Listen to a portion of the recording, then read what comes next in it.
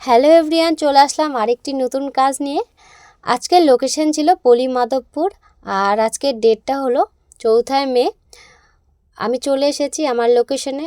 এখন আমি যাচ্ছি, এখন দুপুর 2টো বাজে আর আমার লোকেশনে আমি পৌঁছেও গেছি। কালকে আমার বোনের বিয়ে ছিল, তোমরা দেখেছো সেই ব্লগটা। আর আজকে আমার রিসেপশন কাজ আছে, তো চলে আসলাম। ব্রাইডকে আমি শাড়ি পরিয়ে বসিয়ে দিয়েছি, তারপর আমার মেকআপও ডান হয়ে গেছে। তারপর আমার দিদিও এসেছিল, তো দিদি এখন হেয়ার ক্রিম্পিং করে দিচ্ছে। আগের দিন আমার মঙ্গলচণ্ডী উপোস ছিল, তারপর বিয়ে বাড়িতে আমি সারা রাত জেগেছিলাম, ঘুমাইনি, এক ফোঁটাও ঘুমাতে পারিনি। তো খুব টায়ার্ড লাগছিল, এই কারণে আমি একটু রেস্ট নিচ্ছিলাম। দিদিভাই ততক্ষণে ক্রিম্পিং করে দিল আর আমি তো ফাইনালি আমার হেয়ার মেকআপ সব কিছু ডান।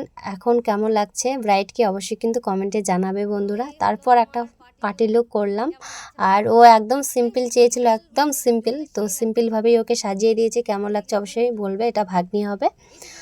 আর আজকের ব্লগটা মিনি ব্লগ, বেশি বড় করলাম না, কারণ শরীরটা ভীষণ টায়ার্ড ছিল, সেই কারণে আমি শ্যুট করতে পারিনি। দেখা এবার মানে আতঙ্ক হয়ে মতো দাঁড়িয়ে আছে, একটু পোস্ট দেয় না, সে লাগছে কিন্তু।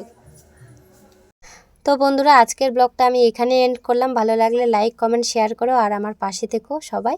আর আমাকে যেভাবে ভালোবাসা দিচ্ছ সেইভাবেই ভালোবাসা দিও। তো চলো টাটা, নেক্সট ব্লগে দেখা হচ্ছে তোমাদের সাথে।